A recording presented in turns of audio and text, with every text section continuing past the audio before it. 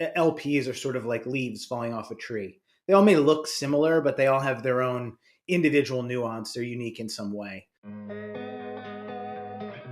Hey everyone, this is Prashant and I'll be your host for the VC 10X podcast. And today we have Matt Curtolo with us. Matt has nearly 2 decades of experience as an investor and allocator in the private markets.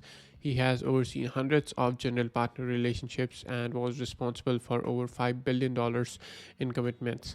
In this episode, we talk about Matt's story and how he started investing, the different types of institutional LPs and their approach to venture capital allocation, why it's important for LPs to keep deploying into venture capital asset class, especially in down cycles. How should emerging managers approach fundraising? Common mistakes GPs make while fundraising. How should GPs think of generating DPI in a fund? Key metrics every GP should track, and lots more. So, without wasting any time, let's dive straight in. This episode is sponsored by my own podcasting agency called Podcast 10X, where I help VCs start and run their own podcast. While I was running VC 10X, this podcast that you're listening to right now, I asked my VC guests, why don't you start your own podcast? I mean, it's the best form of marketing for VCs. As they say, VC is a people play more than even a capital play. A podcast enables you to put your people at the front, your portfolio founders, your partners, and co investors. It's a great way to build a brand and win competitive deals. It activates all your marketing channels in a single shot, be it YouTube or blog post or newsletter or social media. Everything gets activated in a single shot. And I get the same response from all the VCs that it's a lot of work and we don't have the time for it. I said, all right, let me handle the work for you, from pre recording, editing, publishing to making social media clips. All you have to do is show up on a call, hit record, do the recording using the well researched outline we provide you with, and you're done. We handle everything else. You know what they said? All right, let's give it a shot. So, if you are a VC and want to up your marketing and branding game, I'd love to work with you. And if you're thinking there are too many VC podcasts already, remember there are way more VC firms out there. And if you're not standing out, you're losing out. So, if you want to work with me on starting your podcast, go to podcast10x.com and book a call today. I'll add the link in the description and show notes below. Look forward to working with you. Matt, so good to have you on the VC10X podcast. How are you doing? I'm doing great, Prashant. Thank you for having me. Yeah, it's a pleasure having you on. To start things off, can we first have your story and how you got into investing? Sure. So, interestingly, I grew up in a small town, not a lot of exposure to investments or alternative investments for sure. After undergrad, landed a job at a firm called Hamilton Lane, back now very well known, publicly listed alternative asset manager, probably one of the largest in the world. But I was there at a time where it was just transitioning into being um, the company that it is today. So that was 2004. Started in a back office role. Really didn't know what I was getting myself into from a private investment perspective. But during that period of hypergrowth, I was there for about 7 years. I was able to see all aspects of the business. So both the back office, the nuts and bolts of how these investments work, the front office working directly with clients in a relationship management capacity.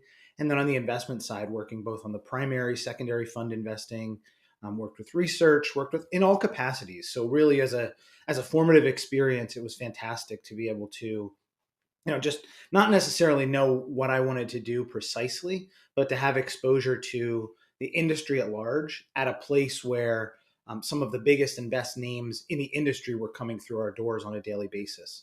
So tremendous exposure. That for me was really the opportunity. I said, this is maybe not necessarily what I planned to do, but it was an industry that I fell in love with. And over the course of my career, which has now spanned about 2 decades, has been in different capacities, both from an investment perspective, working with clients large and small, working in-house at an insurance company, working with family offices, individuals, working at a startup. So the sort of timeline in terms of when I look back at what I've accomplished in my career, it's been serendipitous that I got that role at Hamilton Lane some 20 plus years ago. But I've kind of used that as the guide for where my next moves are going to go. And looking back, I've got experience across a lot of different areas now. Right, absolutely. Yeah, that's an incredible story there. And you worked with a bunch of institutional LPs, right? And can you help us get a view of how do institutional LPs look at the venture capital asset class? Yeah, I think it's important first to think about institutional investors not as just one class, but really every investor is unique. I just recently made a reference to LPs are sort of like leaves falling off a tree. They all may look similar, but they all have their own individual nuance. They're unique in some way. So when you think about the institutional class, there are folks who are more conservative by nature. So they may be a little have a lighter exposure to venture or maybe view that as higher risk and doesn't align to their goals, which may be a lower return. I can tell you certainly from working with pension funds, working with an insurance company, those types of groups have asset liability matching, have sort of a payout that needs to be met based on whether that be actuarial tables or the liabilities from each individual fund or from each individual. So there you can actually target a return and really move towards that. So in that capacity, in both of those cases, those groups do have access to venture and do have exposure to venture, but maybe at a bit of a smaller scale. When you think of the other side of institutional investing, the perpetual pools of capital, things like endowments and foundations, there may be a little bit more of a penchant for long-term wealth creation without necessarily trying to hit that specific target annually. So I think that's a place where you've seen a lot more exposure to venture. Famously, you think about the Ivy League endowments who may be 30, 40, 50% exposed to venture capital as part of their asset allocation. So I think they all come in different shapes and sizes. I would say universally, everyone's looking at the asset class as an opportunity to get a lens into the future and to really see where innovation is happening. It is a long dated investment. When you look at alternatives, obviously they're all illiquid and longer term, but venture being the longest of those. So thinking about a seed stage company where the promise of a potential IPO or a positive outcome, a unicorn type outcome, is there. It may take a decade plus to get there. So I think that's where you really ultimately end up with that type of setup. So I think that's really what I'm thinking. So Right. Yeah, that's good perspective there, and how different institutions actually have different mandates and different risk profiles, and how much risk they can take.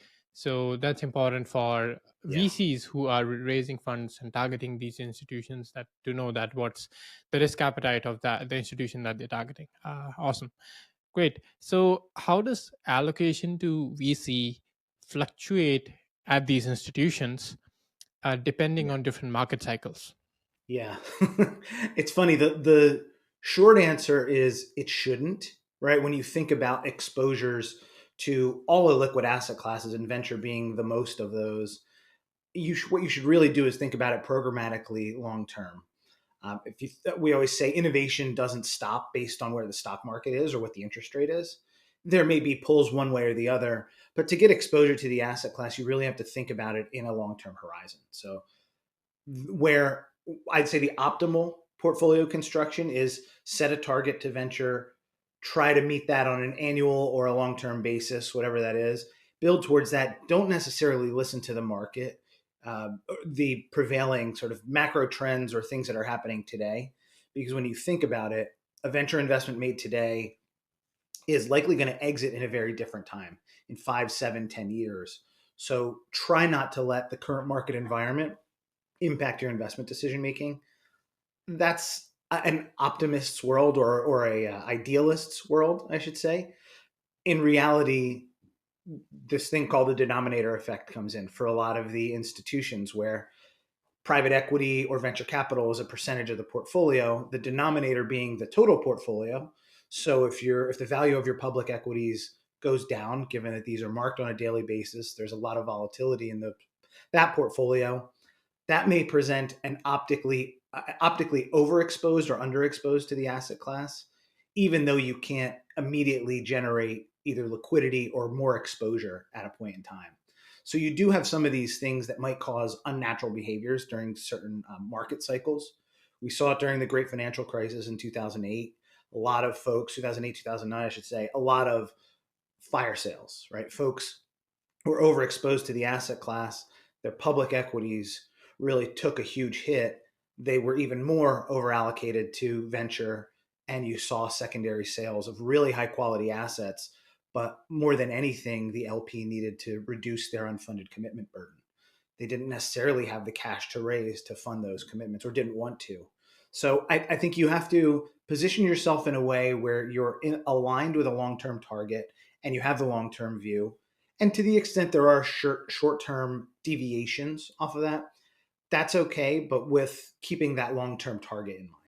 Absolutely. Yeah, that's a very good point you made there, that if you have a mandate to invest into VC, then that should not fluctuate a lot depending on the current market cycles. VC being a long-term asset class, you if you look at the current performance of your previous venture portfolio, uh, and decide based on that how are you going to allocate to it, that might not be the right way to do it. Why? Because the allocation that you'll do today will actually take fruit in the next 10 years, and that might be a very Absolutely. different environment, like you said. Yeah. Yeah, So Prashant, I would add to that too. We always say the one thing you can't change about a startup or about an investment in early stage is the entry price, right? So that is impacted by the prevailing environment. I'd say some of those are more micro trends. You think about today, a company in the AI space is getting a super premium valuation relative to other sectors. That may be an opportunity to look in some of those other areas and get a more attractive valuation relative to 3 or 4 years ago. So I think there is some, I always say be macro aware, but don't let the macro really drive your decision making because of the long term nature. absolutely, I completely agree. And another aspect of this is that when you're in a said down cycle, one is, like you said, you get it at attractive valuations, and the other is that the companies that are being built in these environments are fundamentally more strong, because their access to capital is not as abundant, so they have to be frugal in their approach and be very mindful of how they use capital. So you have better quality of investments that you can make in bad times, said bad times, and you get them at a very attractive price. So these bad times can actually result in a good performing fund, or an allocation for you. So it might be the opposite of what most LPs think, right? Spot on. I think all of those things you said, if you look back at data, some of the best performing vintage years are the ones coming out of a market correction because you have those depressed valuations. And to the point earlier, some of the greatest companies of our generation, Uber, Stripe, you think of a lot of those companies, Slack, that were created out of those times of what you could call economic dislocation. And the returns have proven out now 10 plus years later that these were great companies. I wouldn't say it's because of the market or in spite of the market. It's really more a function of that entry price can be lower. You can own more of the business. And when you do have an outlier outcome, it generates bigger returns for the LPs. Absolutely. And now, kind of shifting our focus to emerging managers. So you work a lot with emerging managers and investing in them, advising them, and so on. How do you think emerging managers should be approaching fundraising? Yeah, Prashant, I'd say I've been doing this for a while, and this is one of the more challenging fundraising periods for emerging managers. I think you have a lot of dynamics in the market, one being the amount of funds that are just raising. I think the last count was something like 4,000 new firms were created over the last handful of years.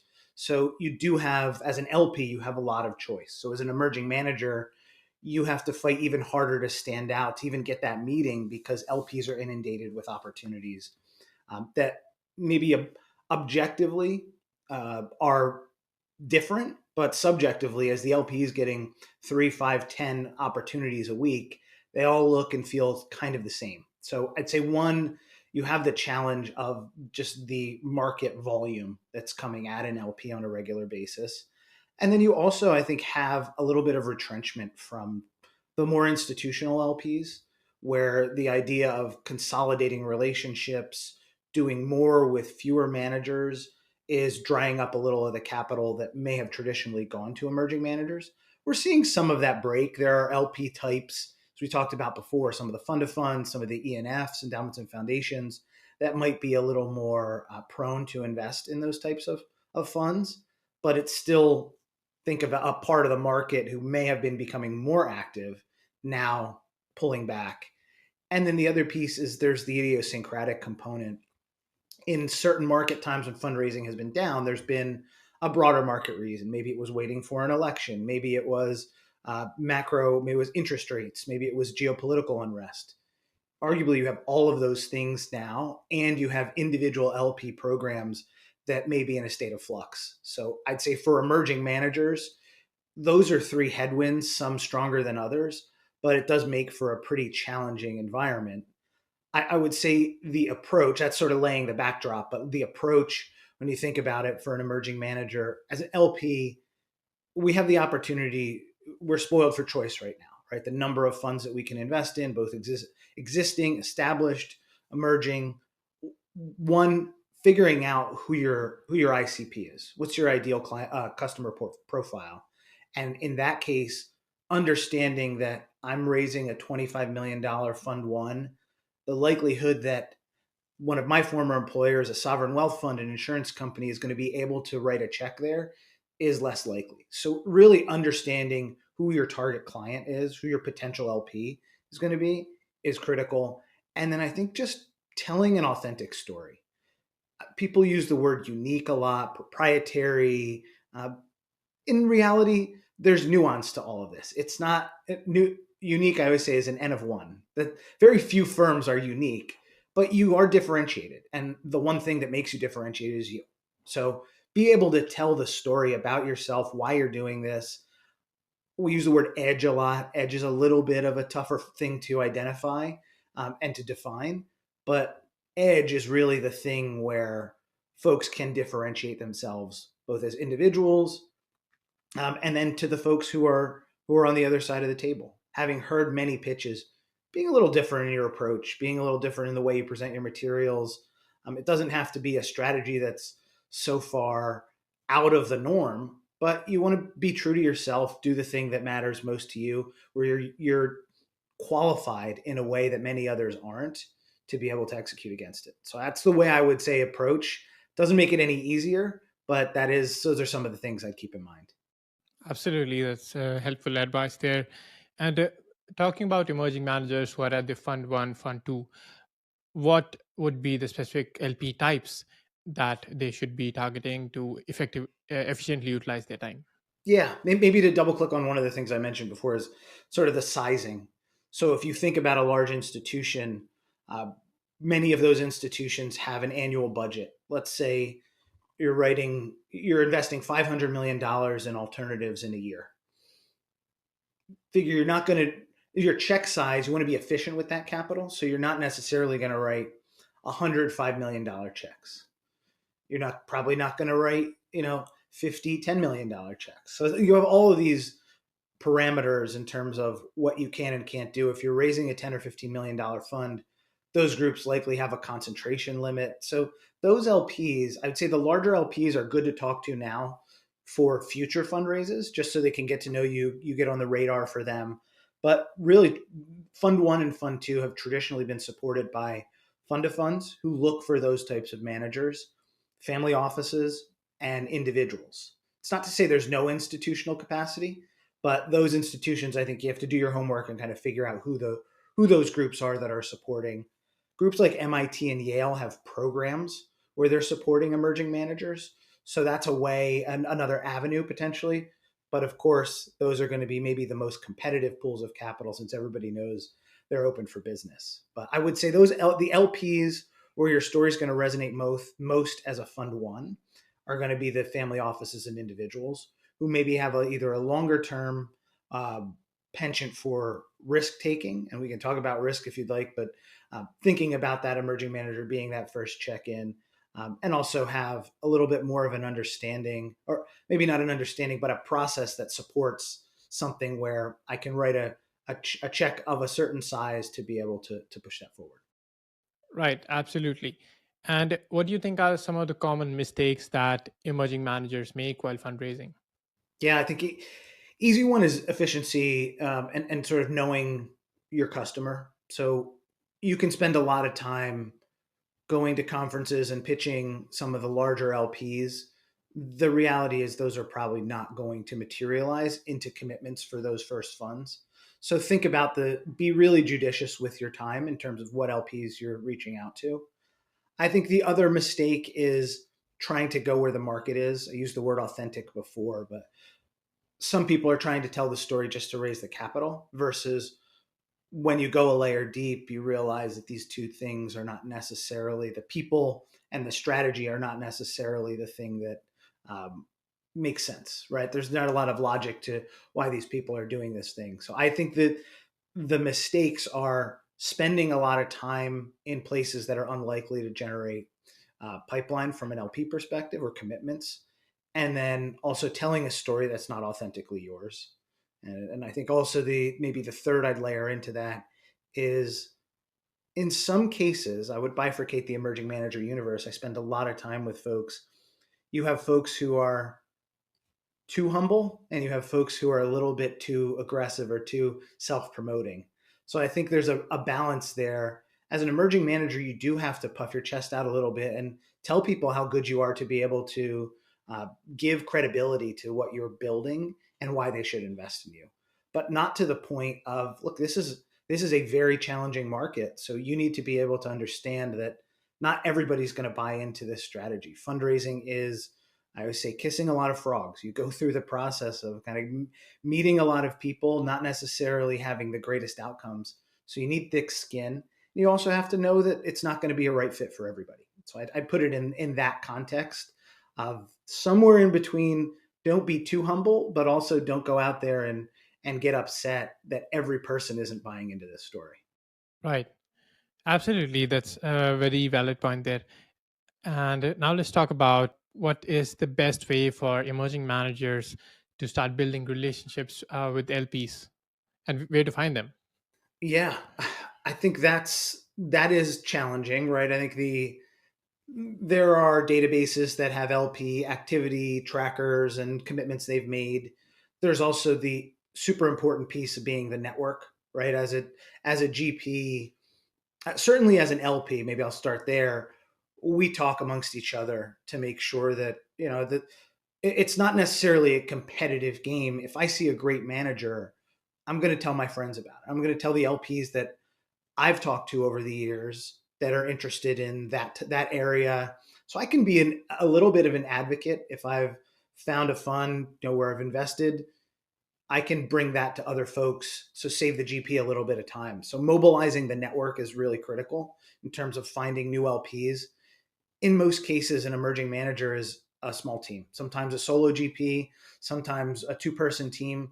You don't really have all the time in the world to go out and mine these networks to be able to do that. So the more you can have nodes within your networks and build those centers of influence and the advocates there, I think the better off you'll be. There are other places where I think you can go to conferences, you can try different networking strategies. I think, and this is a plug for what you do, right? Being out there a little bit, having a message that can be publicly consumed by folks. I always love the opportunity to read or listen to a GP before I meet them. That will spark an interest, and for a GP, it's really valuable to be able to tell your story in a way that is not, you don't have to get 100 meetings to tell 100 people this story. This one to many process, I think, helps. Back to the efficiency point, you can reach more people, and you also get to tell the story in a longer format than most 15, 20, 30-minute Zooms will be. So I find that to be a really good way to at least get into the ether with some of the potential LPs.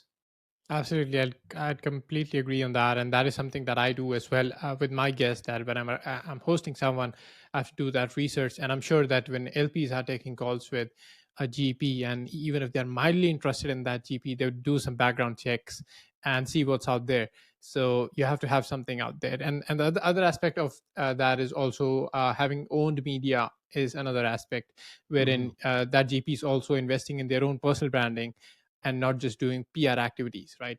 That they're trying to Right. build the brand for the fund although it's still an emerging fund, but they are aspiring to become an established fund, a brand name fund, what we call it, by building own media and kind of showcasing their network, that okay, this is the network that we have. And that is one of the most critical aspects that a GP wants to look at, that what kind of proprietary deal flow can this GP bring in.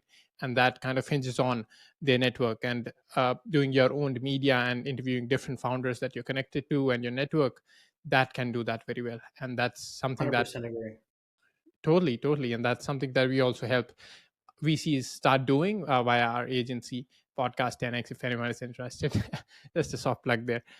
uh, awesome. So now let's talk about generalist versus specialist funds. When GPs are deciding to start a fund, they are often conflicted. Should we do a generalist fund, focus on a specific area or something, or should we go and do a specialist fund in their area of expertise? What's your Yeah. advice, and what type of funds tend to do better? Yeah, I think there's certainly data, and first I think there's nuance to generalist and specialist, right? Generalist meaning more about we can go anywhere. I think people will put that in the broadest context, and specialist being the most focused. So think of it more of as a continuum. You have a lot of firms that might be multi-sector specialists. So you may focus on healthcare and consumer, but you have teams that are dedicated that are really specialist teams there. So which bucket does that fit into, and how do LPs allocate to that? I'd say something like that becomes a little more challenging if LPs are thinking about it in just two distinct buckets.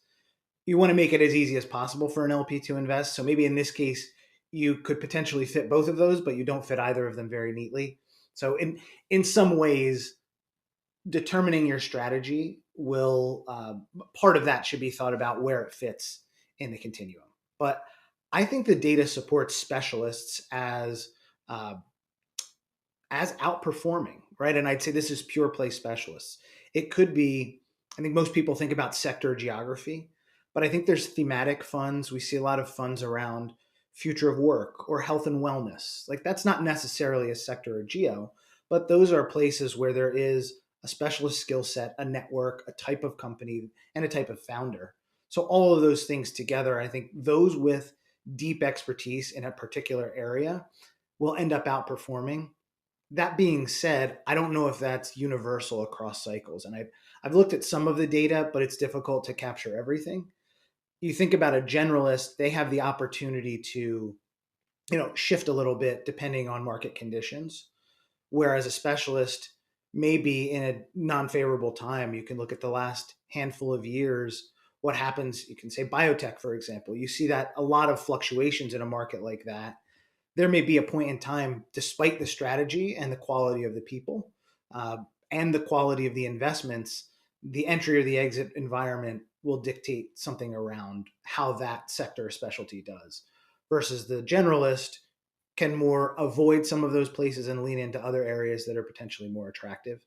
So I don't take the opinion of one or the other is better. It goes back to the authentic strategy. If you have four really smart investors with different areas of expertise, you can cover a lot of market and also approach those individual segments as a specialist with a specialist's lens. And how it all comes together, you get a little bit of a benefit of dynamic asset allocation, where your every portfolio is going to look a little bit different.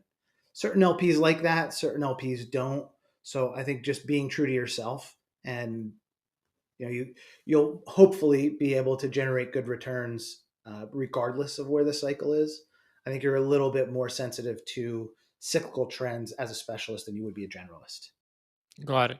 Awesome. Mhm. And now let's talk about the solo GP versus multiple partners. Yeah. That's again another question that GPs face. And how do LPs tend to look at that? Not surprisingly, I think you could probably guess my answer by now, Prashant, but it depends. I think you have the model, I would say the benefits of a solo GP model is uh, speed and efficiency to decision making. If you're a founder and you meet with a solo GP, there's no, I have to go back and bring this to my committee. There's no, I have to have you meet the partner group. It can be a very quick process. It might be a series of conversations and work, but you're talking to the decision maker in a solo GP. So that you get right to the place where you can get more immediate feedback. And for the GP, they also can invest with, I'll say, more conviction, but when they see an idea they want, they can move very quickly, and that often increases the probability of success. So I'd say in those cases, the solo GP model is very valuable. You do need to have support, because you think about, what is a GP firm is not just investing, it's LP relations, it's administration, tax, audit, all these sorts of components. So you need to have really high quality vendors in that, and third parties that you work with, to hopefully be able to alleviate some of the stress of running the business of a GP versus the investment piece, which is where the highest and best use of the GP's time is going to be. On the partnership side, you have a lot of that taken care of, right? You have internal organizations with platform and marketing and communications. Depending on the size and scale, you likely have people internally working in different verticals that can help you amplify or build out a lot of those areas. You as the investor can really focus on the investment piece of this. So potentially getting the support of the infrastructure with a larger partnership. And I would say larger partnerships have tended to have grown over time. So there's a brand element to that, whereas the solo GP is relying on their personal brand. The firm brand, you can think of a Sequoia or a Benchmark or an Andreessen Horowitz. I mean, those three firms have a number of partners who have come and gone, but also folks internally that all champion their own investment strategy, but also can leverage a storied brand and franchise that's been over the years. So some people don't necessarily like the risk of a solo GP, at least the perceived risk being, people always say that they get hit by a bus. Well, if in the case of a solo GP, if that GP gets incapacitated, in most cases, with the documents will read that the fund just stops investing. The investments made to date will continue to run off. So of course, it's a risk. I think that's a risk in any area. But I would posit that in a two-person partnership, if one of those people leaves and that was the person that you as an investor had higher conviction in than the other partner, that may present an even more challenging situation. Do we continue to let the fund go on?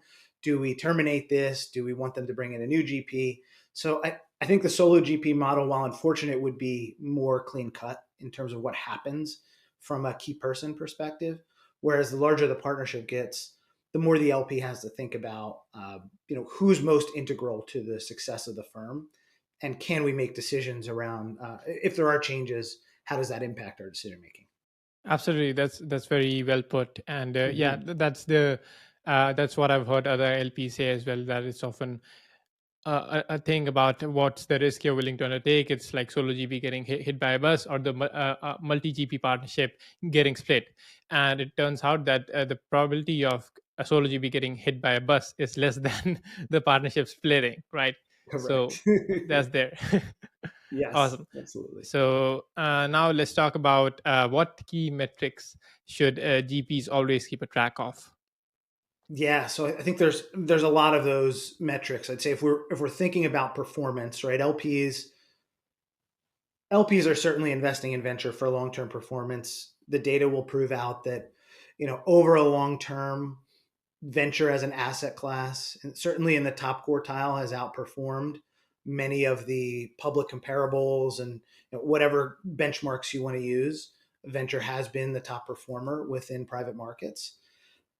That being said, performance is a lot of different things for different people. There's IRR, right? So I think your basic performance metrics: IRR, rate of return, total value to paid in multiple, and DPI, distributions to paid in. Those are the three, I think, core metrics that people look at. I'd say there are other things that people should think about in terms of valuation practice, right? It's not necessarily a performance metric, but as an LP, that's something I'm very interested in is, where are you holding this company at, right? I think it's very easy to just say the last round that the company was raised at, I'm still holding it there. There hasn't been another financing round. There hasn't been another event. The generally accepted accounting principles would say at some point you have to look at what a fair market value for that asset would be. Is that what you can sell it at today? Probably not. You have no urgency or need to sell that company, but that could be what people want to think about as the value of that company, or what is a reasonable price based on comps, based on the more traditional valuation techniques. So in addition to the fund level metrics, I think looking and being able to track in a sensible way where you're marking things, why you're marking things, and where you're holding those values based on something that's reasonable. I don't think most of these are accepted by auditors, but they don't necessarily all match. So I think that's one thing that certainly in the post-COVID time period, as portfolios were getting marked down, people were wondering, like, does every GP use the same metrics on this? So that's one of the things I'd keep in mind. But going back to the fund level performance metrics, I'd say the highest order DPI has become really popular to talk about. I think because as distributions, as liquidity has dried up, right, as the IPO market's been more challenged, M&A as well. So exits have just been more limited than we've seen in the past. And I think LPs had grown accustomed to getting some of those distributions back to be able to fund their future commitments. So you have a little bit of a bottleneck in the industry. So LPs are banging the table for, let's generate more distributions. DPI in a long-term industry should come when it's naturally there. You shouldn't have to fabricate this through a secondary sale or things like that. Generating the liquidity out of these portfolios can be challenging and can give up long-term upside, which in my opinion is why most people are investing in venture. So DPI is a metric that's come into laser focus, I think, for some of the wrong reasons, but it's one of the things that GPs have to be aware of today is that LPs are leaning a little more heavily onto that metric. Absolutely, DPI is king. Mm-hmm. And by what year in the fund cycle do you suggest GP should be targeting to start generating DPI? Yeah, it's interesting. There was some PitchBook data that came out over the weekend. I want to say it's 6 of the last 17 vintage years. Sort of the average DPI by year 10 was still below 1. So by year 10, the average, and again, the math involved in that is a little more challenging, the data set as well. But if you think about that, it's taken 10 plus years, and more than half of those vintage years on average have not returned invested capital. That's telling, right? And that's all of venture, not just the early stage. So within that data set, there is the expectation that I think distributions can happen earlier in the life. I would say you would expect some capital back in those years 5 through 7, maybe, but not in size. If you have a later stage fund, maybe it's going to be more. But in an earlier stage, you may see some of those companies that have been uh, really, really fast growers, and maybe have leveled out and are a really good M&A target. So there's a good profitable outcome. You probably have some at the very early stages that get either sold off at cost or whatever it might be. But the real material distributions will happen, I would say, from year 7 to 12. I know a lot of people don't want to hear the 10-year fund life is something that's in the back of everybody's head. The reality is most of these venture funds go on for 12 or 15 years. And that's when the material compounding of return happens for the big winners. So distributions likely to start happening in around that 5 to 7 year mark. Material distributions and the big outliers will likely generate liquidity somewhere after that. Right, got it. And what else do LPs look at besides the key metrics and performance metrics? Yeah, I think these are more intangible. I guess maybe there's some aspect to the clarity of reporting. So it's maybe not a number, but it is the information that I'm receiving. So LPs get quarterly reports. Most times that's all of the transparency that you're getting into some of these funds. So making sure those quarterly reports have enough detail on any material changes at the company level. Underlying performance metrics would be great. I know that's not something that everybody has access to, but being able to understand the health of the portfolio on a regular basis, even outside of a numerical representation, you can build a narrative around those. Tell me how this is doing. Tell me your expectations for a company, for the market. Hey, we've slowed down our investment pace. We made some new investments. Here's why. The best thing you can do with that, back to the point of one to many content, that's something where LPs should be consuming this. In addition to the financial statements, you have the opportunity to continue to tell your story. So that's the quality of the reporting, I think, goes a long way. And then I think the other piece is the consistency of communication. So obviously on a quarterly basis, you're getting the standard reporting, but maybe you have an annual meeting and then you have quarterly calls with your LPs, or you do a webinar with your LPs, making sure that they feel like they're in the know, they're in the loop on anything that happens. God forbid anything negative happens, you front run that, you get in front of that and talk to the LPs in advance of anything coming out in the press or anything like that. So the consistency of communication and the quality of the reporting, I think, are the two things outside of performance metrics. It all kind of flows back together. If you have good news, please share it as much as you can, as often as you can. But it works equally for any bad news too. Yep, absolutely. And coming to my last main question before we do the rapid fire round, and this is what's been your biggest learning having spent so many years in the allocation world? Yeah, I used a word before, humility. I think that's one of the things you learn.